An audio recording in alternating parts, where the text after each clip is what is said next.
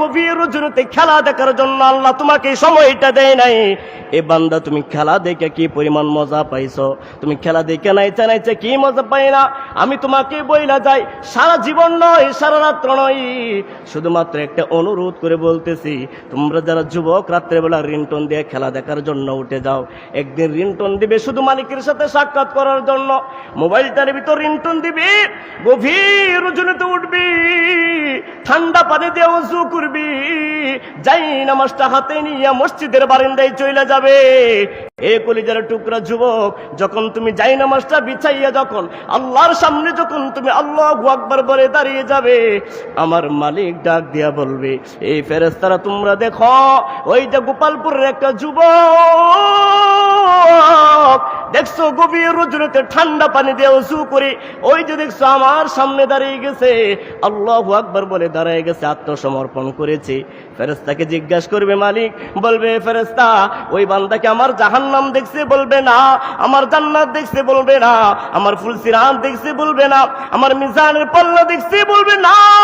না, এ বান্দা তো এ মালিক, তোমার কোনো কিছুই ওই বান্দা দেখে নাই, জান্নাত দেখে নাই, জাহান্নাম দেখে নাই, ফুলসিরাত দেখে নাই, মিজানের পাল্লাও দেখে নাই। এবার আল্লাহ ডাক দিয়ে বলবে, ফেরেশতারে, যখন দুনিয়ার জমিনে আমি আদম সন্তান বানাই, তখন তোমরা না করেছিলে, বলেছিলে আদম সন্তান দুনিয়ার জমিনে মারামারি করবে, আদম সন্তান দুনিয়ার জমিনে খুন খারাপি করবে, অন্যায় বিচার করবে, কিন্তু ওই যে বান্দাটা নামাজ পড়তেছে, আমার ইবাদত করতেছে, ওই বান্দাটা কিন্তু আমার জান্নাত দেখে নাই, ওই বান্দাটা আমার জাহান্নাম দেখে নাই, ওই বান্দাটা আমার ফুলসিরাতের মিজানের পাল্লা দেখে নাই। এত ফেরেশতা জেনে রাখো, এমন কিছু বান্দা থাকবে দুনিয়ার জমিনে, অনেক অনেক বান্দার রাত্রেবেলা গান শুনবে, অনেক অনেক বান্দারা রাত্রেবেলা জুয়া খেলবে, নিশার আড্ডা কানায় পড়ে থাকবে। তার ভিতরে থেকে কিছু বান্দা এমন ভাবে তৈরি হবে, যারা লিয়াবলুয়াকুম আইয়ুকুম আহসানু আমালা, যারা আমল জমাকৃত করবে, আমলগুলা গভীর রজনীতে খুঁজে খুঁজে বের করে করবে। কলিজার টুকরা যুবক, আমার আল্লাহ ফেরেশতাকে ডাক দিয়ে বলবে, ফেরেশতারে যাও, ওই বান্দার আমলনামাটা একটু খুঁজে দেখো। এবার ফেরেশতা ওই যুবকের আমলনামাটা খুঁজে দেখবে, আর আল্লাহকে ডাক দিয়ে বলবে, মালিক, তুমি যে যুবকের এত প্রশংসা করলে, তুমি যে বান্দার এত প্রশংসা করলে, ওই বান্দার আমলনামার ভিতরে শুধুমাত্র গুনাহ গুনাহ ছাড়া আর কিছু নাই। আমার আল্লাহ ডাক দিয়ে বলেন, ফেরেশতা রে, এ ফেরেশতা, তুমি জানো, আমিও জানি, ওই যুবকের গুনাহ ছাড়া আর কিছুই নাই আমলের খাতার ভিতরে। তারপরে আমি আল্লাহ তোমার থেকে জানতে চাইলাম, কিন্তু জেনে রাখো ফেরেশতা, ওই যে বান্দা যেই পরিমাণ গুনাহ করেছে, যে পরিমাণ গুনাহ অন্যায় অবিচার করেছে, আজকে আমার সামনে মাথা নত করেছে, ওই বান্দা যত পরিমাণ গুনাহ করেছে তার যে হাজার হাজার লক্ষ লক্ষ কোটি কোটি গুণ আমার মায়া আছে। কথা বলেন ঠিক কিনা? আমার আল্লাহ ডাক দিয়ে বলে, ফেরেশতা, তুমি জানো আমার একটা সিফতি নাম আছে গফফার, আমার একটা সিফতি নাম আছে রহিম, আমার একটা সিফতি নাম আছে রহমান। ইয়ে তো এ বান্দা জেনে রাখো, ওই যে বান্দাটা নামাজ পড়ছে, ইবাদত করছে, যেই বান্দাটা আমার উপাসনা করেছে, জান্নাত জাহান্নাম না দেখে আমার পায়ে সেজদা দিয়েছে, ওই বান্দার আমলের জিন্দেগি আমি আমার গফফারের সিফত দিয়া, আমি আল্লাহ আমার রহমানের সিফত দিয়া, আমি আল্লাহ আমার রহিমের সিফত দিয়া ওই বান্দার সমস্ত গুনাহগুলো মাফ করে দিলাম। এ কলিজার টুকরা যুবক, এই জন্য মনে রাখো, দুনিয়ার জমিনে তুমি কান্না করবে, মায়ের জন্য তোমার কান্নার মূল্য দিবে না, তুমি তোমার স্ত্রীর জন্য কান্না করবে, তোমার মূল্য দিবে না, সন্তানের জন্য কান্না করবে, মূল্য দিবে না। দুনিয়ার সব কিছু বান্দা তুমি বান্দার জন্য করবে, কিন্তু বান্দা কোরআনের ভিতরে আল্লাহ পাক ঘোষণা করে বলেন, কুল ইন্না সলাতি ওয়া নুসুকি ওয়া মাহইয়ায়া ওয়া মামাতি লিল্লাহি রাব্বিল আলামিন।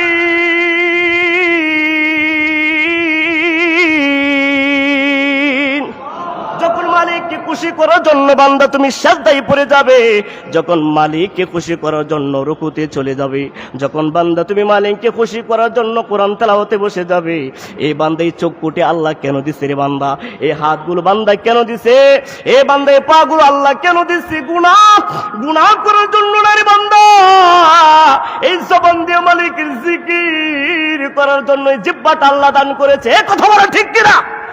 এই চক্ষুগুলা মালিক দান করেছে কোরআন তেলাওয়াত করার জন্য, এই হাতগুলো দান করেছে মসজিদ মাদ্রাসায় কাজে করার জন্য, এই পা গুলো দিয়েছে হেঁটে হেঁটে মসজিদে যাওয়ার জন্য, আল্লাহর ইবাদত করার জন্য। কিন্তু তুমি পায়ে হেঁটে হেঁটে যাত্রা গানে যাও, তুমি পায়ে হেঁটে হেঁটে সিনেমা হলে যাও, কথা বলেন ঠিক কিনা? তুমি ওই চক্ষু দ্বারা নগ্ন সিনেমা দেখতেছো, জবান দ্বারা তুমি গালিগালাজ করতেছো, এই ব্রেন দিয়ে তুমি খারাপ চিন্তা ফিকির করতেছো। এই বান্দা তুমি রাস্তাঘাটে একবার খুঁজা দেখো রে ভাই, তোমার মতো কত যুবক, তোমার মতো কত সুন্দর চেহারা ওরা বান্দা রাস্তাঘাটে দেখা যায়, কত সুন্দর চেহারা, কিন্তু খোঁজ নিয়ে দেখা যায় ওই লোকটা পাগল, কথা বলেন ঠিক কিনা? কিছুদিন আগে আমি গেলাম পাবনা শহরের ভিতরে মেন্টাল হসপিটালে গেলাম, অবিকল সুন্দর চেহারা, মনে করি না ওই লোকটা পাগল। তাকে আমি খোঁজ নিলাম, তোমার বাড়ি কোথায়? বললো কুড়িগ্রাম। কি করেছে বলে? মাদ্রাসার ছাত্র। বললাম একটু কোরআন তেলাওয়াত করে। বিশ্বাস করে আল্লাহর কসম করে বলছি, ওর কোরআন তেলাওয়াত শুনে আমি অবাক হয়ে গেছি, মনে করি না সেই পাগল, কিন্তু তাকে বন্দি কারাগারে রাখছে রে বান্দা। তাহলে আল্লাহ তোমারে কত সুন্দর জ্ঞান দান করেছে, এই জ্ঞান দিয়ে তুমি খারাপ চিন্তা করতেছো, অথচ সেই বান্দা খারাপ জ্ঞান নিয়ে ওই যে পাগলের অবস্থাতে আল্লাহর কোরআন তেলাওয়াত করতেছে। এই বান্দা তুমি যখন বাইতুল মুকাররমের মসজিদের দিকে যাইবা, আজকে তুমি তোমার পায়ের মূল্য তুমি দিতে পারো না রে ভাই, আজকে তুমি হাতের মূল্য দিতে পারো না, আজকে তুমি চক্ষুর মূল্য দিতে পারো না। তুমি বাইতুল মুকাররমের মসজিদের সামনে যাইবা, বিভিন্ন মাজার গেটের সামনে যাইবা, দেখবা বান্দা কত লোকের হাত নাই, পা নাই, চক্ষু নাই। এই বাইতুল মুকাররমে একদিন দেখতেছি একটা লোকের একটা পা নাই, খুঁটির ভিতরে দাঁড়াইয়া দাঁড়াইয়া মালিকের কুদরতি পায়ে সিজদা দে। আর বান্দা তুমি কেন পারো না? তোমাকে আল্লাহ এত সুন্দর সব কিছু দান করেছে, গঠন প্রণালী তোমার এত সুন্দর দান করেছে, তুমি কেন আল্লাহর ইবাদত করতে পারো না? ওই পাগলটা যদি মসজিদে গিয়ে সিজদায় পড়ে যাইতে পারে, অন্ধ ব্যক্তিটা যদি আল্লাহর কুদরতি পায়ে সিজদায় পড়ে যাইতে পারে, এই কলিজার টুকরা যুবক, তোমার কি চিন্তা হয় না রে ভাই? এই জীবন যখন চলে যাবে, কুল্লু নাফসিন যায়িকাতুল মাউত, মালাকুল মাউত যখন তোমার এই রূহটা নিয়ে চলে যাবে, তোমার আপন বলতে কেউ থাকবে না। তুমি দামি দামি তোমার পোশাকগুলো খুলে ফেলে দেওয়া হবে, তোমার হাতের ঘড়ি আংটিগুলো খুলে রেখে দেওয়া হবে। এই বান্দা তোমার মোবাইল ফোন দখল করে ফেলবে না, বান্দা তোমার চিন্তা কেউ আর করবে না। ওই মসজিদের খাটিয়ানা নিয়া তোমাকে সুন্দর করে শেষ পালকের ভিতরে শোয়াইয়া রাখবে। তোমার টাকা দিয়ে অর্জন করলা, কোটি কোটি টাকা দিয়ে বাড়ি করছো, ওই বাড়িতে তোমাকে আর এক সেকেন্ডেও রাখা হবে না। লক্ষ লক্ষ টাকা দিয়ে তুমি খাট পালং বানাইলা, ওই খাট পালং আর তোমাকে তোলা হবে না, তোমাকে মসজিদের খাটিয়ানা তো একটু তোলা হবে রে বান্দা। তুমি কি মনে করছো বারান্দার ভিতরে শোয়াইয়া তোমারে ফুলের বিছানা দিবে? তুমি কি মনে করতেছো নরম তোলার বালিশ দিবে? না না বান্দা, তোমাকে আর বালিশ দেওয়া হবে না, তোমাকে বারান্দার ভিতরে বালিশ ছাড়া শোয়াইয়া দেওয়া হবে। তোমার মাকে যদি জিজ্ঞাসা করা হয়, এত সুন্দর চেহারাওয়ালা সন্তানটা, এত দামি তোমার সন্তানটা, এত কিছু করলো দুনিয়ার জমিনে, তোমার সন্তানটারে এরকম ভাবে কেন শোয়াইয়া রাখছো? ভালো একটা কম্বল দাও, ভালো একটা চাদর দাও। তোমার মা বলবে না না, দামি কম্বল দেওয়া যাবে না, নষ্ট হয়ে যাবে, কথা বলেন ঠিক কিনা? সুন্দর চাদর দেওয়া যাবে না, নষ্ট হয়ে যাবে, নরম তোলার বালিশ দেওয়া যাবে না, নষ্ট হয়ে যাবে রে বান্দা। এই কলিজার টুকরা যুবক, তোমাদেরকে বলতেছি, পায়ে ধরে বলে যায় যুবক, কোন পথে হারতেছো, কোন পথে চলতেছো, কি দেখছো দুনিয়ার জমিনে, কি দেখছো? আমার আল্লাহ কোরআনের ভিতরে বলেন, ইয়া আইয়ুহাল ইনসানু মা গাররাকা বিরাব্বিকাল কারীম।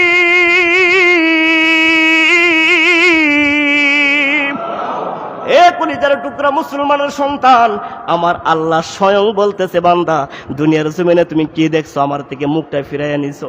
দুনিয়ার জমিনে কি সৌন্দর্য দেখছো, আমার সৌন্দর্য বইলা গেছো। এ বান্দা তুমি কি জান্নাতের বর্ণনা তুমি শোনো নাই? উলামায়ে কেরাম কি সেই বিষয়ে আলোচনা করে নাই? কাল কিয়ামতের ময়দানে যখন তোমাকে ধরা হবে, তুমি আর জবাব দিতে পারবে না রে বান্দা। এই হাত তোমার বিরুদ্ধে সাক্ষী দিবে, এই চক্ষু তোমার বিরুদ্ধে সাক্ষী দিবে, অঙ্গ প্রত্যঙ্গ তোমার বিরুদ্ধে সাক্ষী দিবে। কলিজার টুকরা যুবক, এ বান্দা তুমি চিন্তা করতেছো বড় হয় দুনিয়ার জমিনে এমন কিছু করবি যার জীবনেও তুমি মৃত্যুবরণ করবে না, অথচ বান্দা যখন তুমি আখিরাতে চইলা যাইবা, দুনিয়ার কথা আর তোমার মনে থাকবে না। দুনিয়ার ভিতরে শান্তির কথা তুমি বলে যাবে, আর তুমি মনে করতেছো আমরা দুনিয়ার জমিনে যেমনি ইচ্ছা তেমনি করে চলবো। না না বান্দা, তাহলে তুমি চতুষ্পর জানোয়ারের মতো হয়ে যাবা। ওই যে দেখছো আমার আল্লাহ কোরআনের ভিতরে বলেন, উলাইকা কাল আনআম বাল হুম আদল উলাইকা হুমুল গাফিলুন।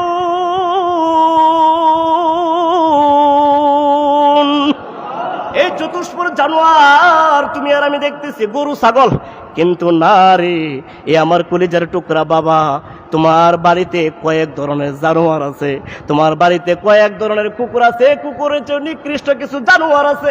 এ বান্দা তুমি যখন সকালবেলা দরওয়াজা খুলবা, দেখবা ওই কুকুরগুলো তোমার ঘরের সামনে দাঁড়াইয়া থাকে। তুমি যখন মুরগির খোয়ার খুলবা, দেখবা খক খক করে শব্দ করে। যখন তুমি বাহির বের হবা, আকাশের পাখিগুলো, গাছের পাখিগুলো কিচিরমিচির শব্দ করে সব কিছু আল্লাহর জিকির করতেছে।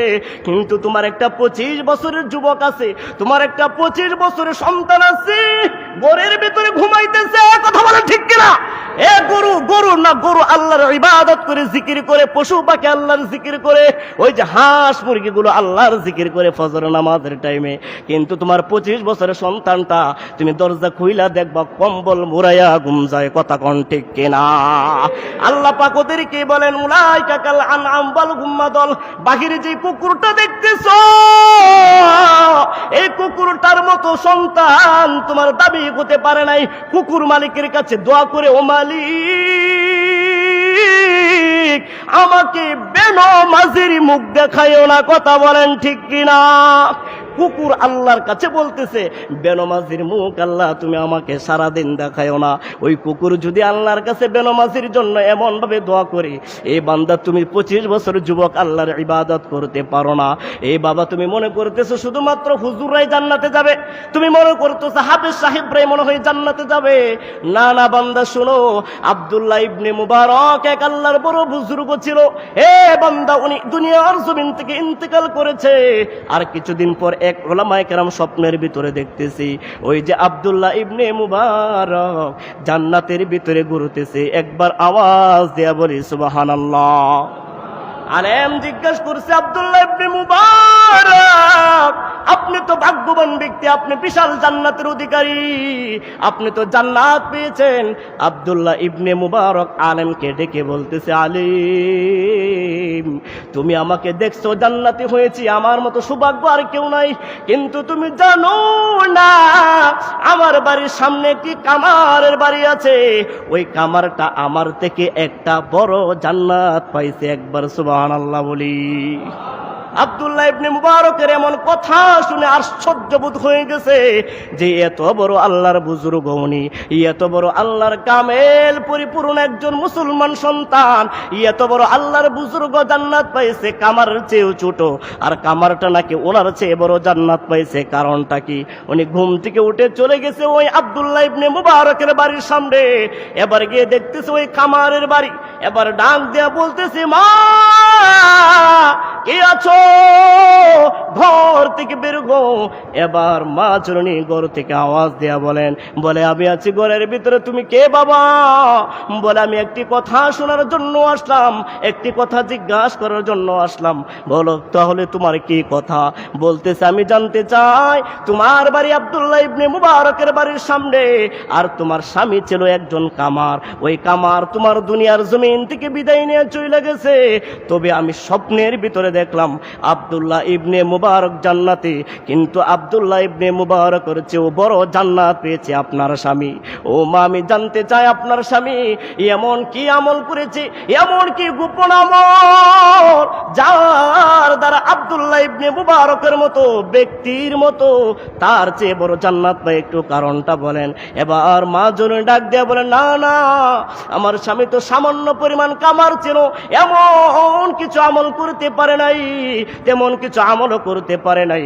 দিনের বেলা সারাদিন কাজ করতো, রাত্রে বেলাও কাজ করতো, কিন্তু একটা আমল ছিল আমার স্বামী, যখন আমার স্বামী হাতুড়ি দিয়া যখন দা কুরাল বানাইতো, যখন দূর থেকে আজানের ধ্বনি শুনতো, যখন মুয়াজ্জিন আস-সালাতু খায়রুম মিনান নাওম বলে ডাক দিত, যখন হাইয়া আলাস সালাহ বলে ডাক দিত, তখন আমার স্বামী আর দেরি করতেন না, সাথে সাথে কুরাল ফালাইয়া হাতুড়ি ফালাইয়া সাথে সাথে আল্লাহর ঘরে চলে যাইতেন।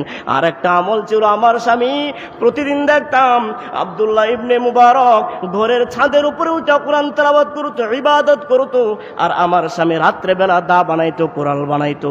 গরমের কারণে দিনের বেলা কাজ করতে পারতো না, রাত্রে বেলা যদি কাজ না করে তাহলে পেটে ভাত জুটবে না। এই জন্য আব্দুল্লাহ ইবনে মুবারকের আমল দেখে দেখে কান্না করতো আর মালিকের কাছে দোয়া করতো, মালিক তুমি যদি আব্দুল্লাহ ইবনে মুবারকের মতো আমাকে বড় লোক বানাইতা, তুমি যদি তার মতো আমাকে আলেম দান করতা, হেলেম দান করতা, তাহলে আমি অবশ্যই আল্লাহ আপনার সারা রাত্রে ইবাদত করতাম। এই বলে কান্না করতেছে। কান্না করে একদিন আমি দেখতেছি আমার স্বামী ওই এক জঙ্গলার ভিতরে কোনো এক নিরালায়, আমার স্বামীকে খুঁজে পাই না। হঠাৎ করে দেখতেছি আমার স্বামী আকাশের দিকে তাকাইয়া কান্না করতেছে। এই কলিজার টুকরা যুবক, ভালো করে শুনে নাও, তোমরা মনে করতেছো খানকার পীর সাহেবরাই জান্নাতে যাবে, তুমি মনে করতেছো পাগড়িওয়ালাই জান্নাতে যাবে, তুমি মনে করতেছো জুব্বাওয়ালাই জান্নাতে যাবে। না, এ বান্দা, কামারের গঠনটা ভালো করে শুনে নাও। ওই কামার ব্যক্তি ওই আব্দুল্লাহ ইবনে মুবারকের নাম ধরে ধরে মালিকের কাছে দোয়া করতেছে, মালিক আমি কামার, আমার মতো গরিব এলাকার ভিতরে কেউ নাই, এই জন্য আমি আপনার ইবাদত করতে পারি না। আব্দুল্লাহ ইবনে মুবারক সারা রাত্র আপনার কোরআন তেলাওয়াত করে, আপনার ইবাদত করে, কিন্তু আমি কামার হইয়া তা পারি না মালিক। কিন্তু কাল কিয়ামতের ময়দানে মালিক হাজার হাজার লক্ষ লক্ষ কোটি কোটি মানুষ থাকবে, তুমি তো অবশ্যই আব্দুল্লাহ ইবনে মুবারকের আব্দুল্লাহ বইলা ডাক মারবা, তুমি তোমার বান্দা বইলা ডাক মারবা, আর হাজার হাজার মানুষ দেখবে আব্দুল্লাহ ইবনে মুবারক জান্নাতে যাইতেছে, অথচ আব্দুল্লাহ ইবনে মুবারকের বাড়ির সামনে আমি কামার হইয়া আমি জাহান্নামে চলে যাব। আমাকে যদি কামার কইয়া ডাক মারো, আমি আর কি জবাব দিব রে মালিক? আমি তোমার কাছে একটা আবদার, ওই কাল কিয়ামতের ময়দানে লক্ষ লক্ষ হাজার হাজার মানুষের ভিতরে আমাকে আল্লাহ তুমি কামার কইয়া ডাক দিও না, আল্লাহ আমাকে তুমি গোলাম কইয়া ডাক মাইরো।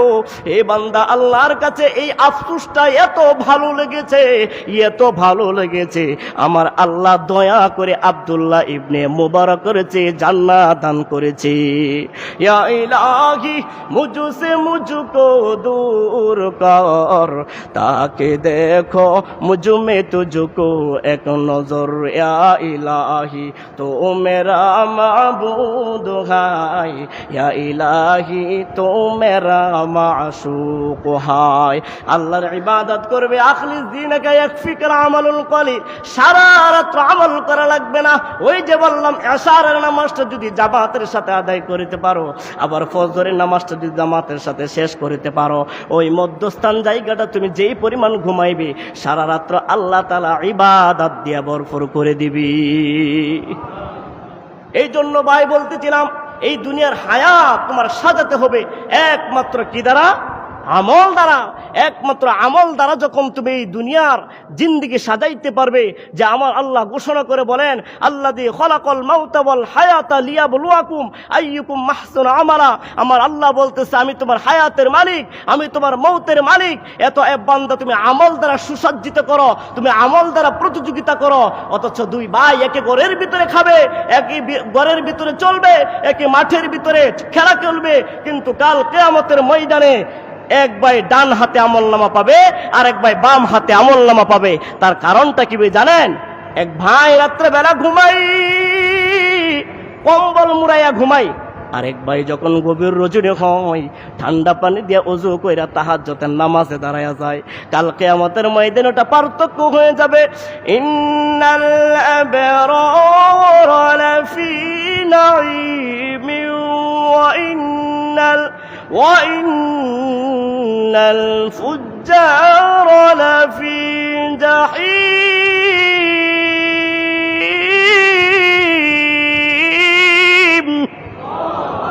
আল্লাহ বলবেন বান্দা এবার ফয়সালা হবে ডান হাত আর বাম হাতে। এ বান্দা যদি তুমি বাম হাতে আমলনামা পাও, এই জিন্দেগীর হায়াতের সুসজ্জিত সব কিছু তোমার ধ্বংস হয়ে যাবে। আর যদি তুমি ডান হাতে আমলনামা পাও, তুমি জান্নাতুল পাবে, জান্নাত পাবে। এ বান্দা জান্নাতটা সহজ কোনো বিষয় না, আর জান্নাতটা কঠিন কিছু বিষয় না। তুমি ইসলামের উপর চলতে থাকো, ইসলামের কথাগুলো মানতে থাকো, আল্লাহর জন্য ইবাদত করতে থাকো। যে আমার আল্লাহ কোরআনের ভিতরে বলেন, কুল ইন্না সলাতি ওয়া নুসুকি ওয়া মাহইয়ায়া ওয়া মামাতি লিল্লাহি রাব্বিল আলামিন। তুমি নামাজটা যদি আল্লাহর জন্য পড়তে থাকো, তুমি কুরবানিটা যদি আল্লাহর জন্য হয়, যাকাতটা যদি আল্লাহর জন্য হয়, হজ করাটা যদি আল্লাহর জন্য হয়, তাহলে বান্দা তোমার এই সমস্ত আর টেনশন করা লাগবে না। কিন্তু এখন বর্তমানের সমাজ এমন হয়ে গেছে যে সামনে কুরবানি আসতেছে, বড় বড় দেখে কুরবানি কিনবে আর বলবে বাড়ির পিছনে ঠেকাইস না, এটা বাড়ির সামনের দিকে ডিগ্রা মার, ডিল মার, যেন মানুষ দেখে আমি সবচেয়ে বড় গরু কিনছি। কতক্ষণ ঠিক কিনা? এই যে কুরবানি সামনে আসতেছে, হ্যাঁ, বড় বড় গরু কিনে মানুষকে দেখানোর জন্য বাড়ির সামনে বড় ডিগ্রা দিয়ে তার রশি দিয়ে বেঁধে রাখবে, 1 সপ্তাহ 2 সপ্তাহ আগে কিনে রাখবে। মানুষ দেখবে অমুক মরল বাড়ি, অমুক খান বাড়ি, অমুক পাটুয়ারি বাড়ি, তার বিশাল বড় লক্ষ টাকা দিয়ে গরু কিনেছে, 2 লাখ টাকা দিয়ে গরু কিনেছে। এটা গরু কেনার ভিতরেই থাকবে, আখিরাতে আর যাবে না। আখিরাতে যাওয়ার জন্য একমাত্র আল্লাহকে সন্তুষ্টি করার জন্য কুরবানি করতে হবে। এই যে নামাজ পড়তেছি আমরা, হ্যাঁ, এখন আমরা নামাজ যদি এভাবে পড়ি যে আমি এলাকার মুরব্বী হয়ে গেছি, আমার দাড়িগুলো সাদা হয়ে গেছে, আমি যদি এখন মসজিদে না যাই মানুষ আমাকে মুরব্বী বলবে না, আমাকে দাম দিবে না, এই জন্য যদি মসজিদে এসে কপাল টেকায়, এই নামাজ কিয়ামত পর্যন্ত আপনি আদায় করলো, আল্লাহর কাছে সেজদার কোনো দাম নাই। কথা কোন ঠিক কিনা? এই জন্য মুসলমান দুস্থ বুজুর্গ, যদি তুমি আমল করতে চাও তাহলে আমার একমাত্র আল্লাহকে খুশি করার জন্য এই বান্দা তুমি চিন্তা করতেছো এই দুনিয়ার জমিনে কোনো রকম ভাবে চইলা গেলে, তুমি কোনো রকম ভাবে আল্লাহর কাছে গিয়ে হাজির হইতে পারলে মনে হয় হিসাবটা একেবারে নরমাল হবে। না না বান্দা, যদি উসিলা তোমার না থাকে, ইয়াকা না'বুদু ওয়া ইয়াকা নাস্তাঈন ইহদিনাস সিরাতাল মুস্তাকিম, এই পথটা যদি তোমার ভিতরে না থাকে, ইন্না হাদাইনাহুস সাবিলা, এই বান্দা এই পথ যদি তোমার ভিতরে না থাকে, তাহলে মনে রাখো এই দুনিয়ার জমিনে মৃত্যুটা তোমার একমাত্র ওই নিকৃষ্ট জানোয়ারের মতো। কথা কোন ঠিক কিনা? কিন্তু আমরা চিন্তা করি যে আমরা জান্নাতে যাব, কিন্তু জান্নাতে যাওয়ার জন্য আমাদের সুদ ছেড়ে দিতে হবে। কথা কোন ঠিক কিনা? জান্নাতে যাওয়ার জন্য ঘুষ ছেড়ে দিতে হবে। জান্নাতে যাওয়ার জন্য অন্যের জমি ঠেকাইয়া খাওয়া যাবে না, ঠকাইয়া মানুষকে খাওয়া যাবে না। হ্যাঁ, মানুষের আইল কেটে লাইল কেটে, হ্যাঁ, জমি বাড়িয়ে এভাবে জান্নাত পাওয়া যায় না। কথা কোন ঠিক কিনা? আজকে আপনি নামাজ পড়েন, হুজুর আমি তাহাজ্জুদের নামাজ পড়ি, হুজুর আমি ইশরাকের নামাজ পড়ি, তারপরেও আমার তো মনের ভিতরে শান্তি লাগে না, আমার দিলের ভিতরে প্রশান্তি লাগে না, তাহলে শুধু পেরেশানি আর পেরেশানি। তখন যদি প্রশ্ন করা হয়, আপনি যে জুতাগুলো পায়ে দিয়ে মসজিদে হেঁটে হেঁটে নামাজ আদায় করতে যান, ওই জুতাগুলো কি আপনার হালাল পয়সার কিনা? কথা কোন ঠিক কিনা? আপনি যে পাঞ্জাবিটা গায়ে দিয়ে আল্লাহর কুদরতি পায়ে সেজদা দেওয়ার জন্য মসজিদে যান, আপনি যে টুপিটা পরিধান করে মসজিদের ভিতরে যান, ওই টুপিটা কি হালাল পয়সা কিনা? ওই জুব্বাটা কি আপনার হালাল পয়সা কিনা? ওই পাঞ্জাবিটা কি আপনার হালাল পয়সা কিনা? যদি হয়, এটা যদি হারাম পয়সার কিনা হয়, টুপিটা যদি, জুব্বাটা হারাম পয়সা কিনা হয়, ওই জুতাটা যদি হারাম পয়সা কিনা হয়, পশ্চিম কালেও আপনার এই ইবাদত আল্লাহ কবুল করবে না। কথা কোন ঠিক কিনা? ওরে মানুষ হইছো বেহুশ দুনিয়ার পিছে, কি জবাব দিবি রে তুই আল্লাহর কাছে? কথা কোন ঠিক কিনা? ওরে মানুষ হইছো বেহুশ দুনিয়ার পিছে, কি জবাব দিবি রে তুই আল্লাহর কাছে? হাই, কি জবাব দিবি রে তুই আল্লাহর কাছে? হারাম হালাল না মানিয়া কত টাকা করছো কামাই, এত টাকা রাখবে কোথায়? কাপনের তো পকেট নাই। কথা কোন ঠিক কিনা? হারাম হালাল না মানিয়া কত টাকা করছো কামাই, এত টাকা রাখবে কোথায়? কাপনের তো পকেট নাই। টাকা পয়সা লইয়া কি কেউ কবরে গেছে? টাকা পয়সা লইয়া কি কেউ কবরে গেছে? কি জবাব দিবি রে তুই আল্লাহর কাছে? হাই, কি জবাব দিবি রে তুই আল্লাহর কাছে? কথা কোন ঠিক কিনা? এগুলা যদি আমি চিন্তা করি তাহলে ইবাদতের সঠিক পথ আমি খুঁজে পাবো, সঠিক মগজ আমি খুঁজে পাবো। এ ভাই, যেমন ইচ্ছা তেমন করে ইবাদত করা যাবে না। ইবাদতের নিয়ম আছে, উসুল আছে, কথা কোন ঠিক কিনা? নামাজের সময় আছে, নামাজের হারাম সময় আছে, নামাজের হালাল সময় আছে, কথা কোন ঠিক কিনা? এরকম আপনার হালাল পন্থায় চলে যদি আল্লাহর ইবাদত করেন, আখলিস দীনাকা ইয়াকফিকাল আমালুল কলিল। আল্লাহর পয়গম্বর মুসা আলাইহিস সালাতু ওয়াস সালামের জামানায় 900 বছর হায়াত পেয়েছে, 500 বছর হায়াত পেয়েছে। ওই সমস্ত কওম জাতিরা আল্লাহর পয়গম্বরকে জিজ্ঞাসা করলেন, ইয়া আল্লাহর পয়গম্বর মুসা, আমরা শুনেছি আখেরি জামানার পয়গম্বর উম্মতগুলো একমাত্র হায়াত আসবে 60 থেকে 70 বছর, 80 বছর। তাহলে তারা কি করবে দুনিয়ার জমিনে? কি আমল করবে, কি জিন্দেগি করবে, কি বন্দুকি করবে, কি অট্টালিকা বানাবে? সব তো তার হায়াতের অল্পের ভিতরে কি করবে তারা? আমরা তো 500 বছর হায়াত পেয়ে অত কিছু করতে পারলাম না, আমরা 600 বছর হায়াত পেয়ে অত কিছু করতে পারলাম না। আমার পয়গম্বর ডাক দিয়ে বলেন, হে কওম, তোমরা জেনে রাখো, ওই উম্মতি মুহাম্মদকে আমার আল্লাহ এমন একটি রাত্র দিয়েছে, এমন একটি মাস দিয়েছে, এমন একটি রজনী দিয়েছে, যে রজনীতে যদি ইবাদত করে আল্লাহর কাছে 1000 মাসের চেয়ে উত্তম সব আল্লাহ দান করে, বলি সুবহানাল্লাহ। এমন একটি মাস দিয়েছে, একটি নফল ইবাদত ওয়াজিবের সমতুল্য হয়ে যা, একটা ওয়াজিব ফরজের সমতুল্য হয়ে যা, একটা ফরজ 70টা ফরজের সমতুল্য হয়ে যা। ওই মাসটা তুমি পাও নাই, ওই রজনীটা তুমি পাও নাই। এই জন্য আখির মুহাম্মদের উম্মতগুলো আখলিস দীনাকা ইয়াকফিকাল আমালুল কলিল, এই হাদিসের উপর আমল করে যারা জিন্দেগি গঠন করতে পারবে, দুনিয়ার জমিন থেকে মুখ ফিরাইয়া নিতে পারবে, দুনিয়ার মোহাব্বতকে ডিলিট করতে পারবে। আজকে আমার যুব সমাজ একেবারে নষ্টর পথে চলে যাচ্ছে। আজকে মুরব্বীকে মানতে চাই না, আজকে উস্তাদকে মানতে চাই না, এক মোবাইল নামে যন্ত্রণা দিয়া আমার যুবক সমাজকে নষ্ট করে দিছে, কথা কোন ঠিক কিনা? রাস্তা দিয়ে হাঁটতেছে যুবক, মুরব্বী চলে যাইতেছে, সে গেমস খেলতেছে, সালামের খবর নাই, কথা কোন ঠিক কিনা? নিজের উস্তাদ চলতেছে রাস্তা তোমার চোখের সামনে দিয়ে, সে খেলায় মগ্ন, সে গেমস নিয়ে মগ্ন, সে গান নিয়ে মগ্ন, সালামের খবর নাই। আবার যদি একটু শাসন করা হয়, তুমি এখানে কেন মোবাইল টিপতেছো রাস্তায়, তুমি বাড়িতে যাও, তখন চোখ রাঙে আবার উস্তাদের দিকে তাকায়, কথা কোন ঠিক কিনা? এ যুবক ভাই, এই হায়াতের জিন্দেগি আজকে শক্তি আছে তোমার। এরকম একটা প্রবাদ বাক্য ছিল যে বাজারের ভিতরে যে কুকুর শক্তিশালী ছিল, তার ভয়ে অন্য কুকুররা বাজারে ঢুকতে পারে না। একটা সময় এসে গেছে যখন কুকুরের শক্তি ছিল না, তখন তার বলার কোনো শক্তি ছিল না, তার কুকুরকে অন্য কুকুরকে দৌড়ায় নেওয়ার শক্তি ছিল না। ঠিক একদিন তোমার এরকম পরিণত হয়ে যাবে।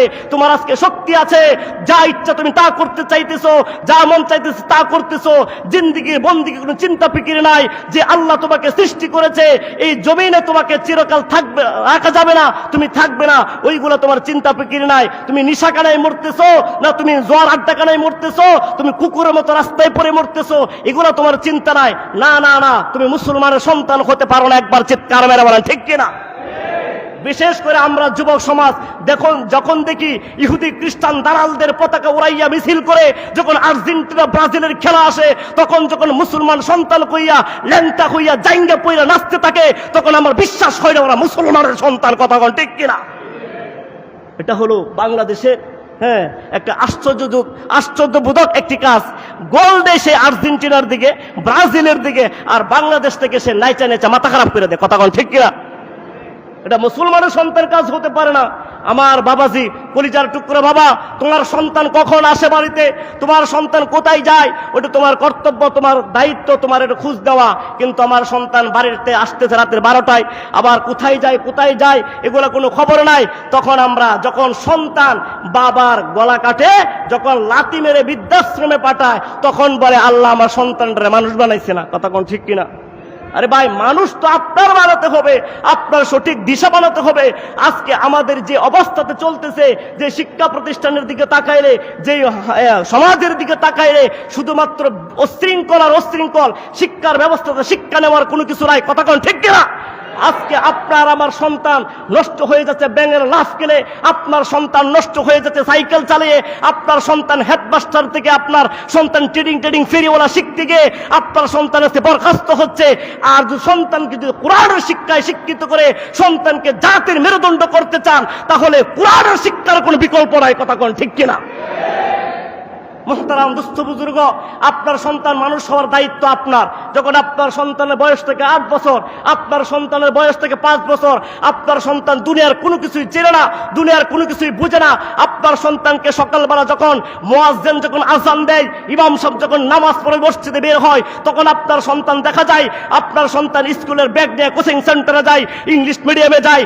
না না, মুসলমানের দেশে, ওই বাংলাদেশের ভিতরে যেখানে সূর্য ডুবে আল্লাহু আকবার বলে, যেখানে সূর্য উঠে আল্লাহু আকবার বলে, ওই দেশের সন্তান ইংলিশ মিডিয়ামে ফজর পড়ে পড়তে পারে না। কুরআন হাতে দিয়ে বক্তব্য যেতে হবে, কথা কোন ঠিক কিনা?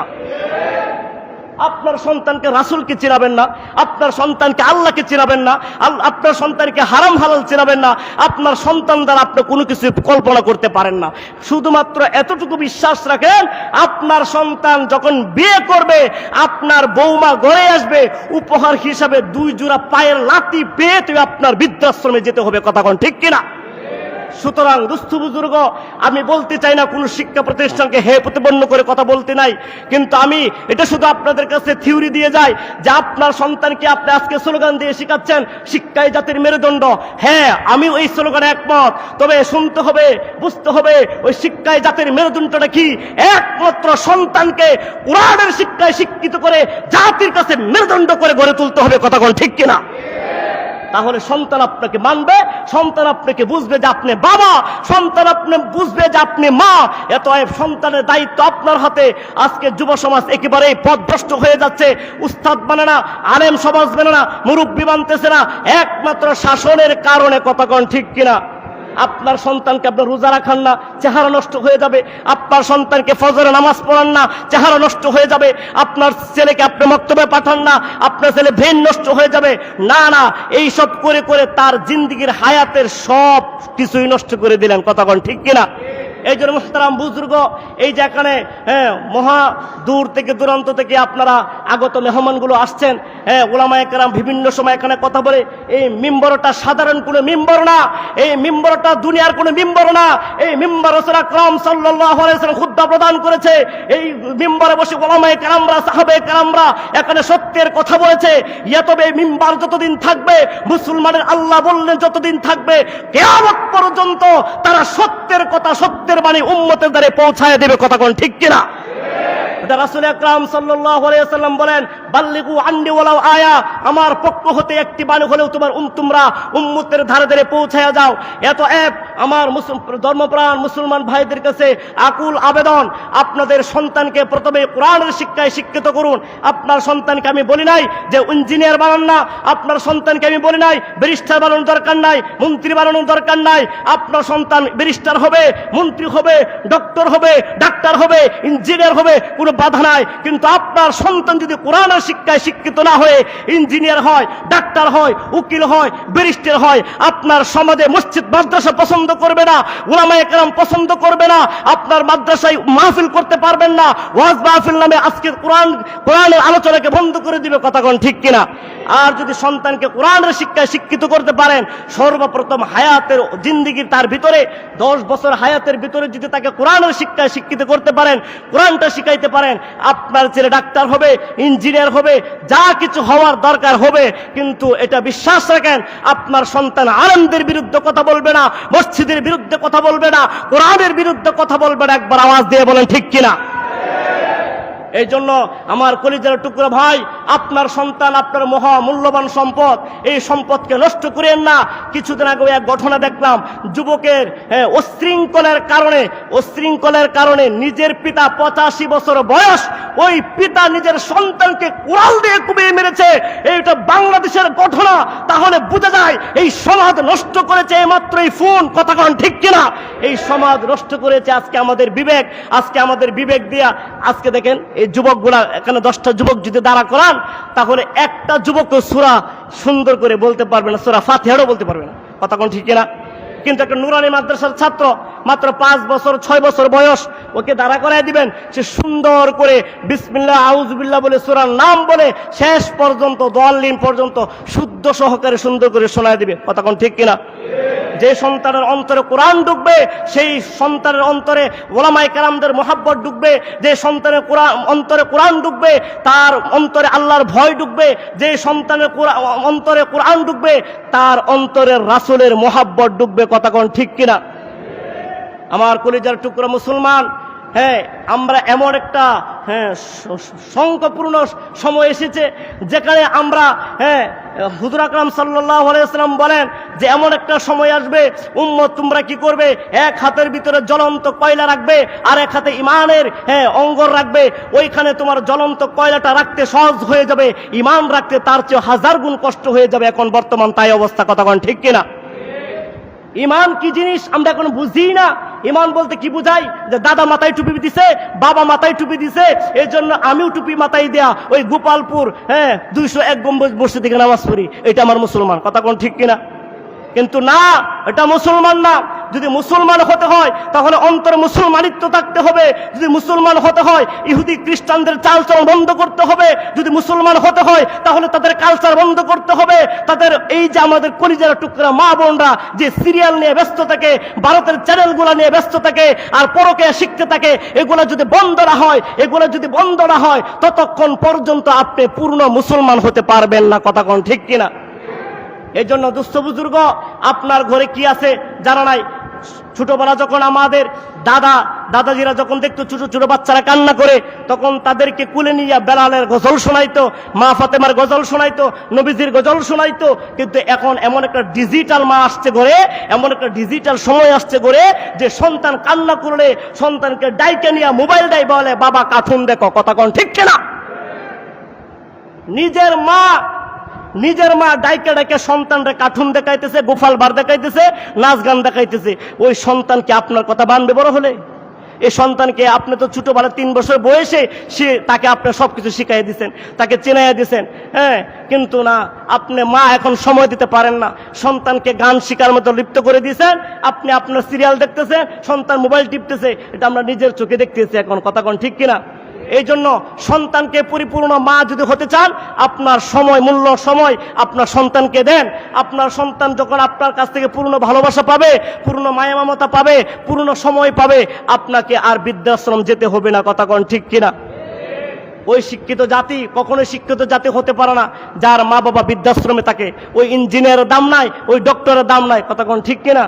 যে মায়ের পায়ের নিচে আল্লাহ পাক রব্বুল আলামিন জান্নাত রেখেছে, সেই মাকে যদি আমরা কথা দিয়ে আঘাত করি, সেই মাকে যদি আমরা হাত দ্বারা আঘাত করি, তাহলে আমরা কখনো পূর্ণ সন্তান বা মুসলমান হতে পারলাম না। কথা কোন ঠিক কিনা? এই জন্য মুহতারাম বুজুর্গ, আপনারা দূর দূরান্ত থেকে এসেছেন, এখনো উলামায়ে কেরামরা বয়ান করে, কিন্তু শুধুমাত্র মসজিদের সৌন্দর্য দেখলেই চলবে না। কথা কোন ঠিক কিনা? যে গেলাম, 2টা সেলফি তুললাম, একটা ছবি তুললাম, একটু ভিডিও করলাম, আর পাশে একটু কেমন হুজুরটা এই সপ্তাহ আনছে একটু দেখে আসলাম, এই নিয়ত করে আসলে আপনি যদি প্রতি সপ্তাহ আসেন তাও কিছু নিতে পারবেন না। আর যদি কষ্ট করে এসে এতটুকু সবক নিতে পারেন যে ওলামায়ে কেরাম আসবে, যে কোনো একটা সবক আমি ঘরে নিয়ে আসবো, যে কোনো একটা সুন্নতের কথা আমি ঘরে চালু করব, যে কোনো একটা কথা আমি ইসলামিক আয়োজন আমি ঘরের মধ্যে তৈরি করব, তখন একটা সবক নিয়ে যখন আপনি বাড়িতে যাবেন তখন আপনি সব কিছু ঘরের ভিতরে সুন্নত মোতাবেক হবে। আর আপনারা মনে করতে চান যে সুন্নত পালন করলে মনে হয় ঘর বাড়ি ছেড়ে দিতে হবে, সুন্নত পালন করলে ব্যবসা ছেড়ে দিতে হবে। না না না, আপনি জিকির ঢুকাইয়া দেন ব্যবসার ভিতরে, আপনার ব্যবসা উন্নত হয়ে যাবে। সুন্নত ঢুকাইয়া দেন, আপনার আদর্শ সুন্দর হয়ে যাবে। আপনার নিজের ভিতরে সুন্নত পরিবেশন করেন, আপনি নিজে দামি হয়ে যাবেন। কথা কোন ঠিক কিনা? রাসূল আকরাম সাল্লাল্লাহু আলাইহি ওয়াসাল্লাম আজকে থেকে 1450 বছর আগে বলে গিয়েছেন যে আমরা যে ওযু করি, এই ওযু আমরা দৈনিক 5 বার কি করি? হাত পা মুখ ধুই। আর কিছুদিন আগে করোনা হয়েছে, কয়েক বছর আগে ডাক্তারের কথা শুনে যে পরিমাণ হাত মুখ ধুইছেন, এই কথা তো আমার পয়গম্বর 1450 বছর আগেই বলছে যে 5 বার ওযু করো, তাতে তোমার স্বাস্থ্য সম্পর্ক তোমার ভালো থাকবে। কিন্তু হুজুর সাল্লাল্লাহু আলাইহি ওয়াসাল্লাম কথা মানলে সুন্নাত পালন হয়ে যাবে, আর ডাক্তারের কথা মানলে স্বাস্থ্য ভালো হয়ে যাবে। এতটুকুই পার্থক্য। কথা কোন ঠিক কিনা?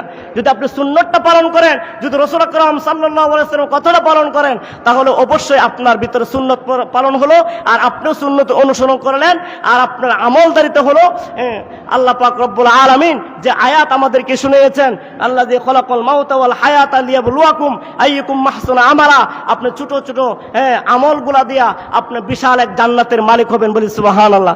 এই জন্য মুহতারাম বুজুর্গ, আপনারা কষ্ট করে এসেছেন, এই মসজিদের পক্ষ থেকে সকলকে ধন্যবাদ। এবং আপনারা জানেন এখানে সৌন্দর্য করে এই মসজিদটা গড়ে তুলেছে। আমরা বিভিন্ন জায়গায় বিভিন্ন পর্যটকের কেন্দ্র যাই, অনেক কিছু বানা, রেস্টুরেন্ট বানা, কৃত্রিম কিছু জিনিস বানায় মানুষ দেখার জন্য। কিন্তু মুহতারাম বীর মুক্তিযোদ্ধা রফিকুল ইসলাম সাহেব উনি এই মসজিদটা করেছে অত্যন্ত মোহাব্বত করে। আপনারা আসেন, সৌন্দর্য দেখে মসজিদের আমরা এই সৌন্দর্য দেখে মুগ্ধ, কথা কোন ঠিক কিনা? এরকম আমরা দোয়া করি বীর মুক্তিযোদ্ধা জনাব রফিকুল ইসলাম সাহেবের মতো সন্তান প্রতিটি মায়ের ঘরে হোক, দিনের কাজ করুক, মসজিদ সুন্দর করুক, আল্লাহর ঘর তৈরি করুক, কথা কোন ঠিক কিনা? আল্লাহ পাক যেন উনাকে ওনার মাধ্যমে যারা এই সহযোগিতা করতেছে, আপনারা যারা সহযোগিতা করি, আমরা যারা সহযোগিতা করি, সকলকে যেন জান্নাতে একটি ঘর বানিয়ে দেয়, সকলে বলে আমিন। আর অবশ্যই দানের হাতকে আল্লাহ পছন্দ করেন। কাল কিয়ামতের ময়দানে বান্দাকে ডেকে তোলা হবে, যাও তোমাকে সওয়াবের ভান্ডার দেওয়া হলো। তখন সে অবাক হয়ে যাবে যে এত সওয়াব তুমি আল্লাহ কামাই করি নাই। তখন বলবে তুমি অমুক মসজিদে দান করেছিলে 2 টাকা, তুমি অমুক